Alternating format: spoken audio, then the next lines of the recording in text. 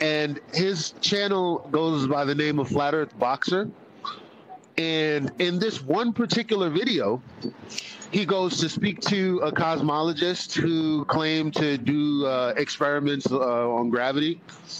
And he asked him, he says, you know, I've been asking these other professors these two questions, and they referred me to you, him being the cosmologist. So he asked him, he said,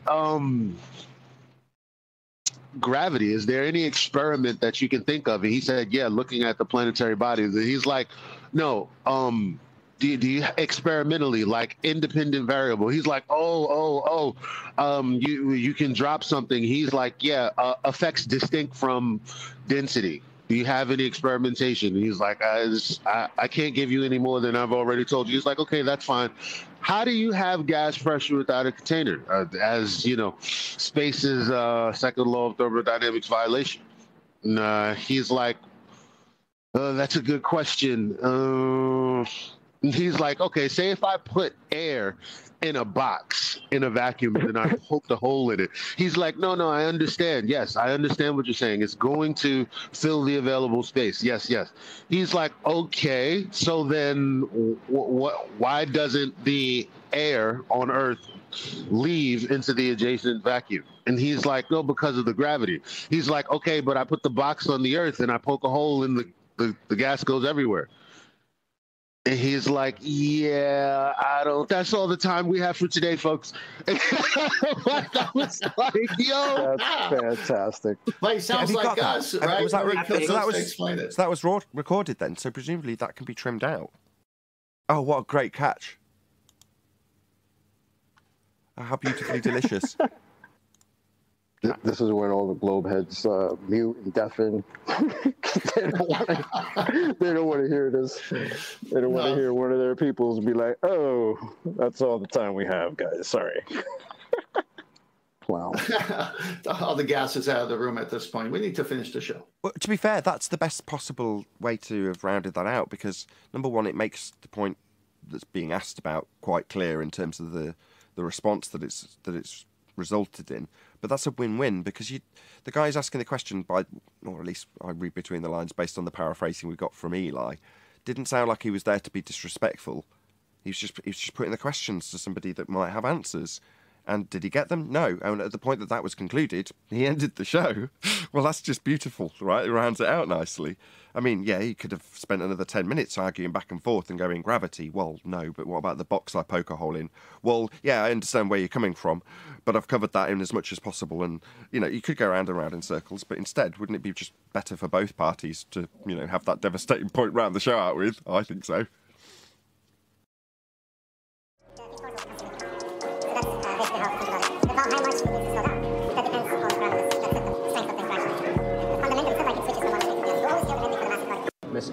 Mr. Vataspati, or Dr. Vataspati, he's recommended. So I've come to 2 or 3 of these cosmology colloquiums, and he's I've asked these 2 questions, and he's recommended that I ask a cosmologist these questions because the physicist prior could not answer them. Okay. The first question is, and this is perfect because you do tests of gravity. Yeah. What experiment have you come up with that, or have you discovered or seen that evidences the existence of a force called gravity, which as distinct from the effects of density and buoyancy in a medium? What evidence there is for gravity? In the experimental. As distinct from the effects of density and buoyancy in a medium. The fact that planets move around, lots of evidence. So I meant experimental evidence. So that's experiment. What's the independent variable in that experiment? Okay, I guess you could look at different samples. I mean, you can drop things in the vacuum. So things are more dense than zero. I mean, so a vacuum there's a zero medium, so everything's equally more dense. You can drop objects. You just take a room, evacuate the air, and drop things, and then they all fall the same. Equally more dense than nothing, right? They're both equally. So that's distinct from the effects of density and buoyancy. Yeah. So gravity is a force that's it has nothing to do with density and buoyancy, right? It exists there whether or not. Right. So when things fall in a medium, it's because they're equally more dense than nothing. In a vacuum, they're equally more dense than nothing. That's why they fall at the same rate. So the question is more as distinct from the effects of density and buoyancy. Yeah. If the answer, if no, that's fine too. I'm not sure I can add more than I said. Then the second question is, so your cosmology depends upon, so the second law of thermodynamics stipulates that you can't have a gas pressure system in the midst of a vacuum. Like a high pressure always goes to low pressure. Yes, that's true. So has it been brought up within the field of cosmology that the heliocentric cosmology depends upon a violation of the second law of thermodynamics? What is a heliocentric?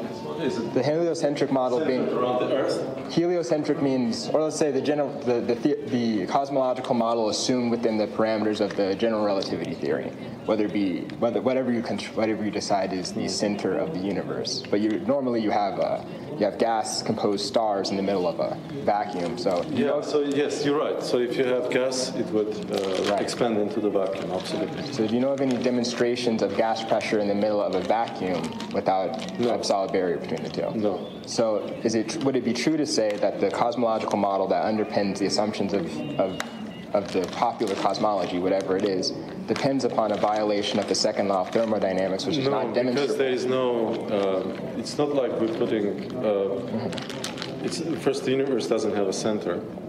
Well, yeah, sure. Whether center or not. And it's uniformly filled with radiation. So it's already equilibrated, so the gas has distributed itself throughout all of the volume of the universe. Okay, so is that possible to demonstrate, let's say, gas pressure adjacent to a vacuum without a barrier between the two? Is that demonstrable in any way? I'm not sure. Let's say I have a pressurized shoebox inside of a vacuum. I poke a hole inside that shoebox. Is there any way to demonstrate air not going into the vacuum and staying inside the box, as opposed to? I don't think so. I think you're absolutely right. If you poke a hole, it will go out. I can't think of, unless you just put the shoe inside a very dense, much denser gas or something like that. Or put it inside like water or something. I don't know. So it's true to say you can't have gas pressure in the midst of a vacuum without a solid container? Yes. Okay, so how is it the case that we have atmosphere on Earth without a solid container? Because it's attracted to the Earth. Via gravity, by right? the gravity. But why doesn't gravity hold air in the shoebox? Because the shoe doesn't have enough gravity. The Earth presumably does. Earth has a lot of gravity. The Earth is inside. And the shoe doesn't. So why doesn't Earth's gravity hold the air inside the box?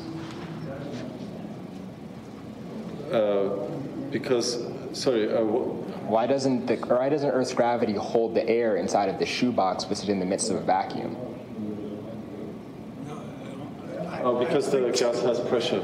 So it has pressure, and it just goes out into the vacuum. Sorry, I'm just saying. I have people waiting, and I need to go. All right. Question: you think supermassive black? That was very good. That was really good.